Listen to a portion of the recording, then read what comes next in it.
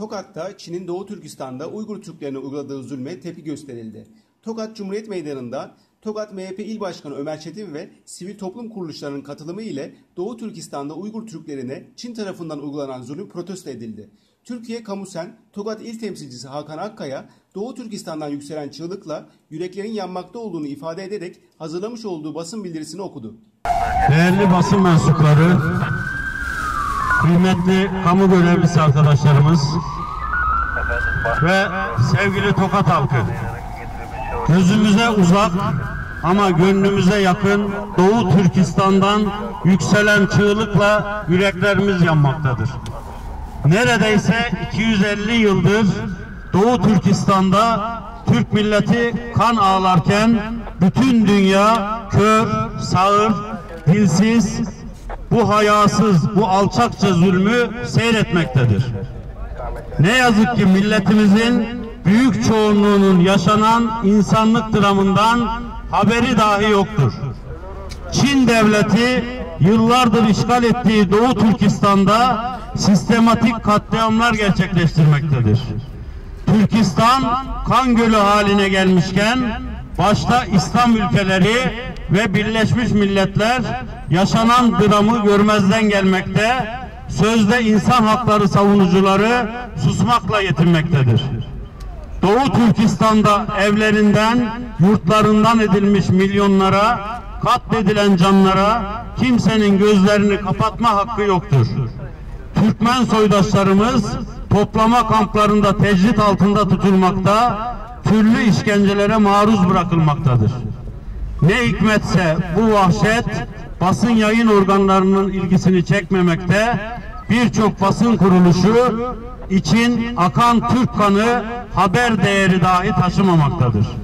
Ne Batı'da ne de Türkiye'de işgal altındaki Türkistan'ın çığlığı bir türlü duyulmamakta, akan kan Türk'ün olunca kulaklar sağır, gözler kör olmaktadır. Birleşmiş Milletler Temel İnsan Hakları Sözleşmesi, soykırımın önlenmesi ve savaş suçlularının cezalandırılması sözleşmesi ve Siyasi ve Medeni Haklar Sözleşmesi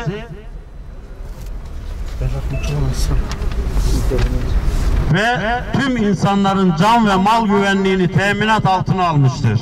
Oysa bugün Birleşmiş Milletler'e üye devletlerin gözleri önünde Müslüman kan akıtılmakta, insanlık suçu işlenmektedir. Birleşmiş Milletler insanlığın etrafında mı yoksa küresel güçlerin ortak çıkarları etrafında mı birleşmiştir? Doğu Türkistan'da akıtılan bu kanı durdurmak, yaşanan insanlık dramına son vermek, insanlığın üzerine düşen tarihi bir sorumluluktur. Ama Birleşmiş Milletler ya susmakta ya da gerçeklere gözlerini kapatmaktadır. Birleşmiş Milletler'in görevi olayları takip etmek değil, olaylara müdahale etmektir. Birleşmiş Milletler üyelerinin vicdanlarının sızlaması için daha kaç Müslümanın kanı akmalı, kaç çocuk zehirli gazlarla boğulmalı, kaç kadına tecavüz edilmeli, kaç tane genç parçalanmalıdır. Bu nedenle Birleşmiş Milletler duruma müdahale etmek, olayların önlenemez noktalara gelmesinin önüne geçmek ve bu soykırıma son vermek için derhal harekete geçmelidir. Unutulmamalıdır ki Birleşmiş Milletler egemen güçlerin siyasi, ekonomik ve ideolojik emellerine alet olmak için değil, adalet ve güvenliği, ekonomik kalkınma ve sosyal eşitliği tüm ülkelere sağlamak için vardır.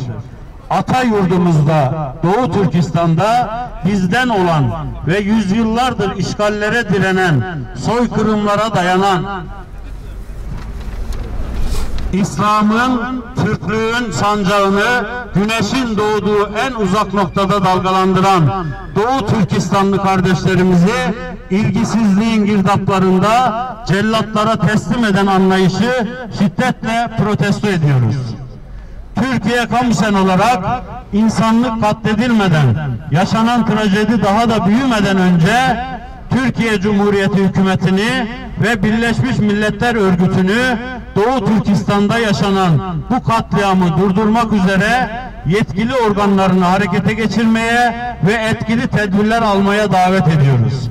Aksi halde bu katliama sessiz kalan her kurum, her örgüt ve her ülke işlenen bu insanlık suçuna ortak olacaktır.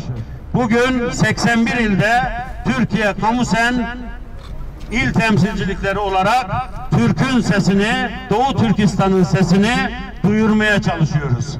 Ve istiyoruz ki artık sadece Türkler, sadece Türk milleti zulmü uğradığında susanlar,